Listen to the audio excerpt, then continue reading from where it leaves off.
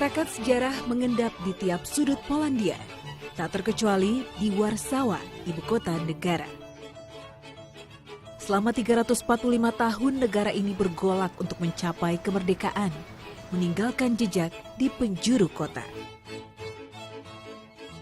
Hawa di Warsawa masih terasa dingin menggigit, meski musim salju telah berlalu. Namun tidak dengan Islam, agama rahmatan lil alamin mulai menggeliat dan memberi kehangatan bagi mualaf di Polandia. Witam Polsce, selamat datang di Polandia. Negara tempat kelahiran Chopin ini diklaim sebagai rumah yang ramah bagi muslim di Eropa. Meski jumlah muslim di sini masih sangat sedikit, hanya 0,01 dari 40 juta jiwa warganya, tapi kini mulai bermunculan mualaf muda di Polandia. Lalu seperti apa muslim di sini menjalani kehidupannya? Simak perjalanan saya menelusuri kehidupan muslim di Polandia. 99% warga Polandia bebas buta aksara. Dari sinilah jendela pengetahuan terbuka lebar, termasuk soal Islam. Dibarengi dengan luasnya toleransi agama, membuat Islam punya ruang untuk bernyawa. Salah satu warga asli Polandia yang bersentuhan dengan Islam melalui literatur adalah Joanna. Semakin dalam ia membaca, semakin hatinya tertambat pada Islam. Padahal usianya kala itu baru 15 tahun. We had like few lessons at school, at history classes about Islamic empire and beginning of Islam and stuff. And on these lessons, usually the Islam was like presented as like a religion of Arabs that is like backward and like oppressed women and oppressed like everyone, you know. So I was like more and more curious also because of that, like how is it possible if it's so bad that so many people stay in this religion? One main point was that like the Tawheed, you know, like the monotheism that is like very clean and clear, and like that you feel actually you have the relation with God that is very private. It's just like God and you don't have anyone in between. Baru 25 tahun umur Joanna, namun semangat dan kecerdasannya jauh melampaui usia. Sehari-hari, sarjana ilmu psikologi ini aktif di Alej Gumka, sebuah organisasi yang aktif melakukan dakwah, dialog lintas agama, mengorganisir kegiatan muslim, dan membantu mualaf. Mimpi Joanna belum usai. Ia punya angan-angan besar bagi masa depan muslim di Polandia. Starting kind of like educational system, like starting is the easiest to start with the kindergarten, you know, and then like to grow it like for higher levels. So yeah, I hope so. Puas berbagi cerita, Joanna mengajak saya ke halaka, atau pertemuan untuk membicarakan berbagai hal tentang Islam. Masjid di bilangan Wilanów ini menjadi tujuan kami, satu dari dua masjid yang ada di kota Warsawa.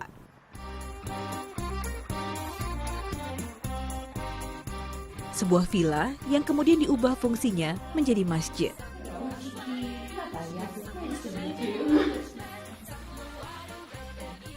Saya bertemu lagi dengan muslimah asli Polandia, Laila, Natalia, Gosia, dan Amira. Meski tidak selalu dihadiri banyak muslimah, namun halaka ini kaya makna dan sangat penting bagi mereka. Meski jumlah muslim di sini sangat sedikit, tapi mereka terhitung cukup solid. Seperti para muslimah ini, mereka membuat agenda 1 minggu sekali untuk bertemu. Selain untuk memperkuat ukhuwah Islamiyah, mereka juga ngobrol atau curhat tentang segala macam hal. Karena kebanyakan dari mereka adalah satu-satunya muslim di keluarga atau lingkungannya. Jadi di sini mereka bisa bicara lebih terbuka dengan keluarga baru mereka. Okay, and Kiki, don't forget tomorrow my friend Ada, as I told you before, is getting married. Tentu saja, saya menyambut antusias ajakan ini. Cerita baru telah menanti di depan saya.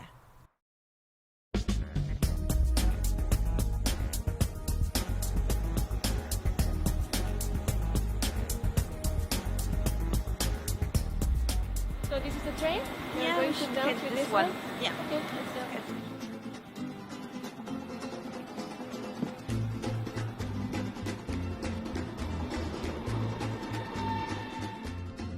Nah, sekarang saya sama Yonas menuju ke Gedang, kota tempat Adriana, sahabat Joanna yang akan menikah hari ini tinggal. Adriana Joanna sudah cukup lama berteman, sekitar 3-4 tahun ketika mereka sama-sama kuliah di kota Gedang. Jadi meskipun jarak antara Warsaw, tempat Joanna tinggal, dan Gedang cukup jauh, sekitar 400 km, tapi Joanna meluangkan waktunya untuk bisa menghadiri hari bahagia sahabatnya.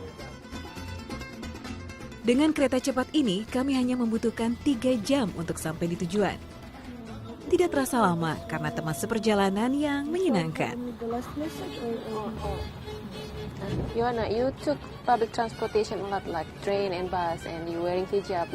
Are there many people who staring at you, or sometimes say bad things, or do something bad to you? I think still like it's more with like curiosity, you know, like there are not many people who would say something bad to you or like treat you bad. They are more like curious and they just want to know like where are you from maybe. Then they are curious how it happened, like you are Polish, you know, and you're like a Muslim. Hijab tidak menjadi batasan baginya, justru menjadi jembatan untuk mengenalkan Islam. Akhirnya kami sampai di kota di ujung utara Polandia, Gdańsk. Inilah Adriana, perempuan yang paling berbahagia hari ini. Dibantu sahabat-sahabat terdekatnya, ia menyiapkan diri untuk hari besarnya.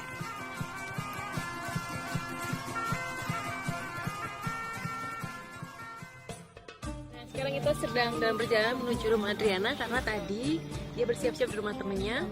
Dan sekarang kita berjalan menuju rumahnya karena pengantin pria sudah menanti di sana.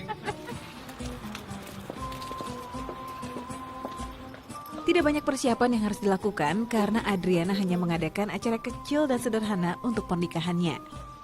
Restu dari kedua orang tua dengan dikelilingi kerabat dekat jauh lebih penting.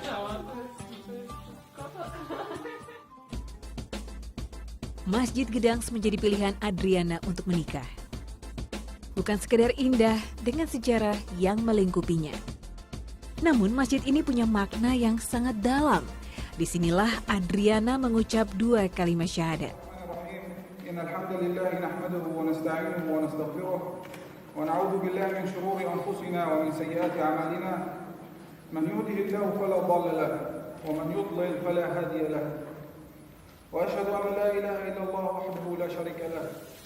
أنا عقدت هذه العقد النكاح على أمر الله وسنة رسول الله. Perasaan haru menyelimuti. Di tempat ini sepasang manusia akan mengikat janji suci menyatukan 2 hati. Lebih dari itu, berbagai keyakinan juga menyatu di sini dengan damai. Meski berbeda agama dengan kedua orang tua dan mayoritas karibnya, namun mereka bisa saling menghargai dan hidup dalam damai. Sungguh indah sebuah keberagaman. La ilaha illallah al-halimul karim. Subhanallah rabbil arsyil azim. Allahu akbar. Muhammad Rasulullah. Alhamdulillah, ijab kabul antara Adriana dan suaminya baru saja berjalan dengan lancar dan kini mereka sedang mendapatkan ucapan selamat dari teman dan juga sahabat-sahabat terdekatnya.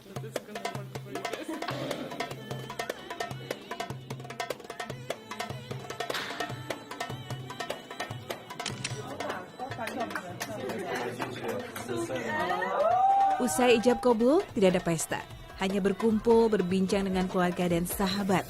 Sebuah prosesi yang sangat sederhana, tapi tidak kehilangan makna. So congratulations for your wedding. Thank you so much. Very lovely wedding. Di antara keriuhan hari istimewa ini, Adriana masih menyempatkan waktu untuk berbincang dengan saya. So how long have you been Muslim, Adriana? About 4 or 5 years. It's hard to estimate it because it's a process. It's a long journey. Changing a religion is not an easy thing from one day to another. It doesn't happen. So it was like about 4 or 5 years. I feel myself a Muslim, but my journey was longer.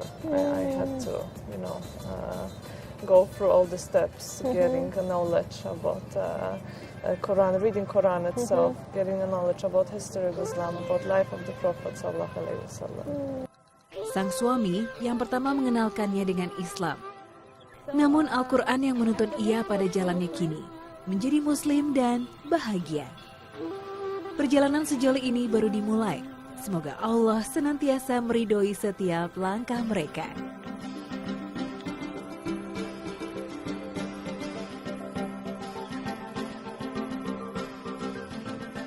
Selagi di Kota Gedangs, Yohana mengajak saya untuk mengulik sejarah tentang Islam yang tersimpan di sini.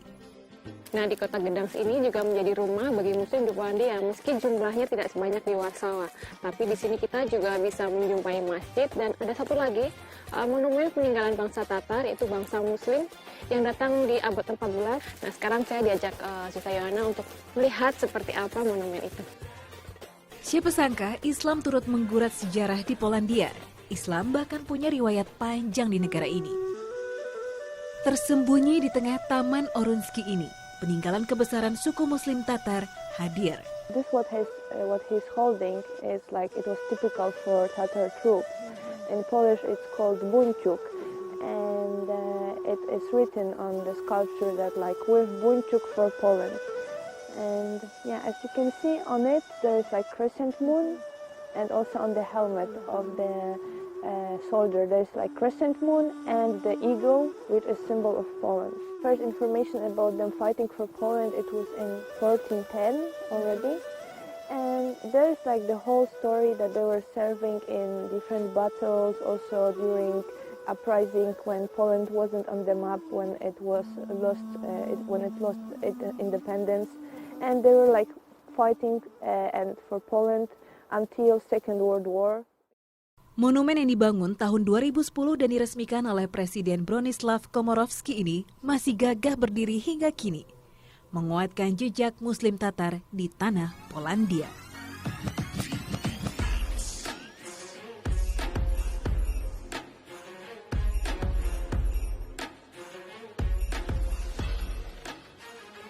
Okay, Yohana, thank you very much for everything, for sharing story, for taking me around the city. Yeah, there's nothing to thank for, and I will be waiting for the news from Indonesia. Sure, yeah. Yeah, it was really nice. So take care. Yeah, you. Bye. Bye. Waalaikumsalam.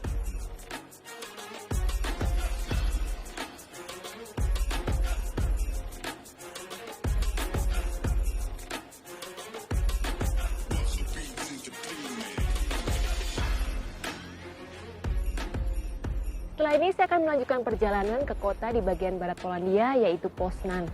Di sana saya akan bertemu lagi dengan seorang mualaf asli Polandia. Namun berbeda kondisinya dengan di Warsaw dan juga Gdansk, di mana Muslim lebih terbuka dengan keislamannya. Di Poznan situasinya berbeda karena masih banyak stigma negatif dan juga prasangka yang melekat pada Islam. Kota yang menjadi pusat kebudayaan di barat Polandia ini menjadi tujuan saya selanjutnya.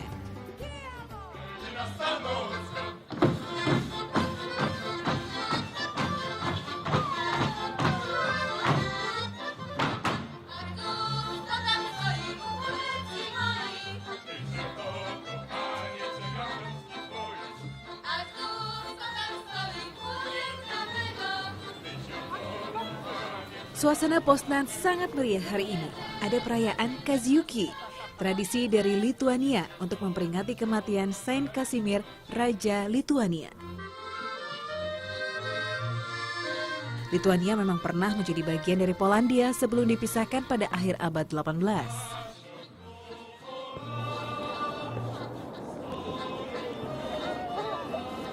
So nice to see you.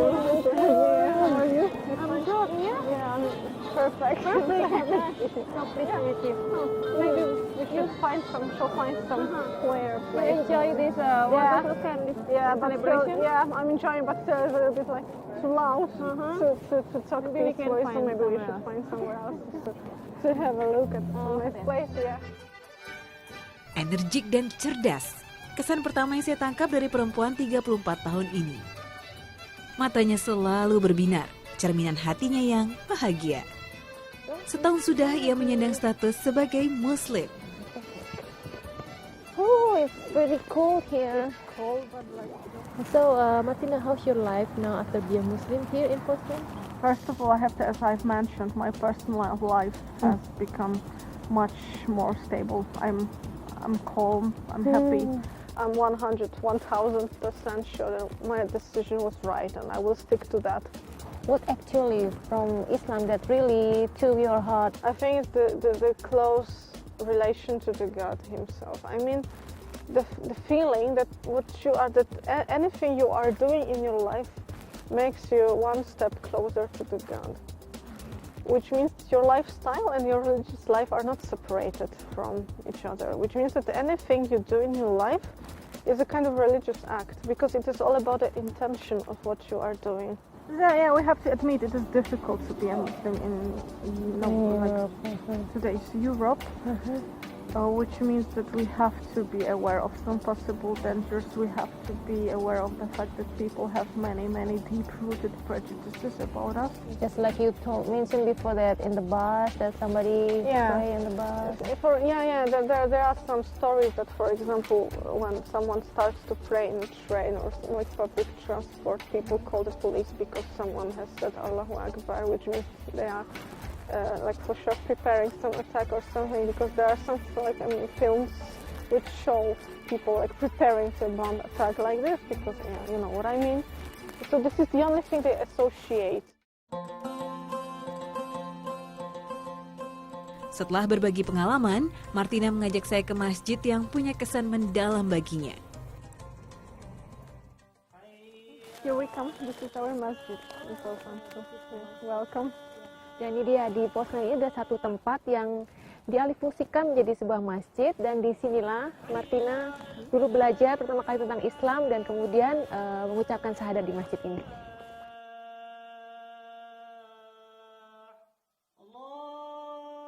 Pada hari-hari selain Jumat, masjid ini sangat sepi. Meski demikian, saya beruntung masih bisa mendengar lantunan azan di satu-smasjid di kota ini.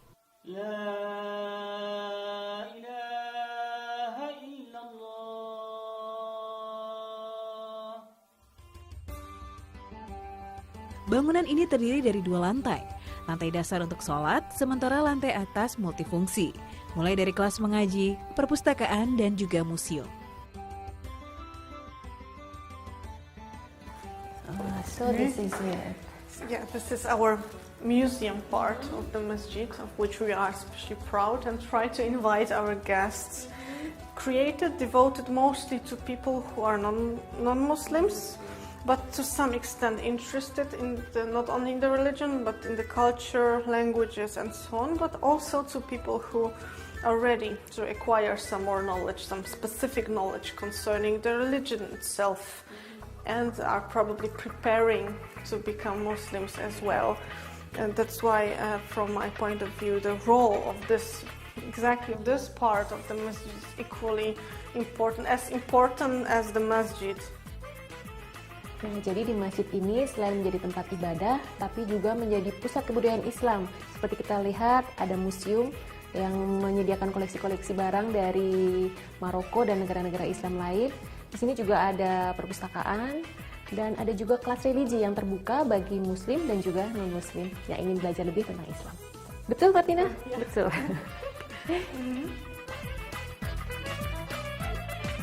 Dimulai dari budaya.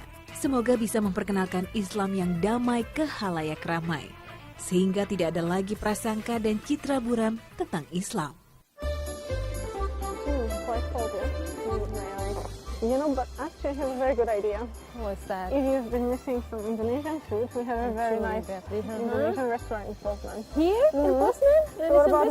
What about going there? Very good idea. The best idea I've had today. Let's go there.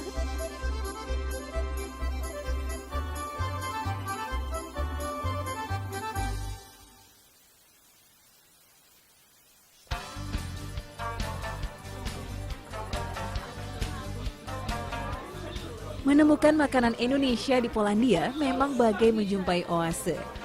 So what we have here, so many. Have you tried Indonesian food before? Yeah, some of it. And then what would you like to taste now? There is like a rice version as well, so maybe I could try this one. Oh yeah, Or have you ever tried this one? This one? It's very popular in Indonesia. Bakso. Yeah. Okay, sit. You can sit and start to order. Warung ini dikelola oleh warga Indonesia yang menikah dengan warga asli Polandia. Tidak hanya warga Indonesia yang tertarik, warga asli juga sangat antusias dengan keberadaan tempat ini.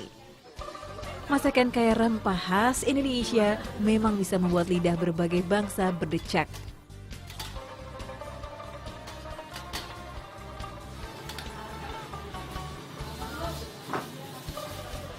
Perjalanan yang penuh dengan kejutan membuat mata dan pikiran terbuka lebih lebar. Meskipun jauh dari Indonesia, tapi saya merasa seperti di rumah karena saya bisa bertemu dengan saudara Muslim di negeri yang sangat jauh dan juga bisa merasakan masakan Indonesia di sini. Menyenangkan. So, how do you like your food? It's delicious. Delicious? I've really enjoyed my time here. So I'm sure I will be back Back here. someday. Yeah.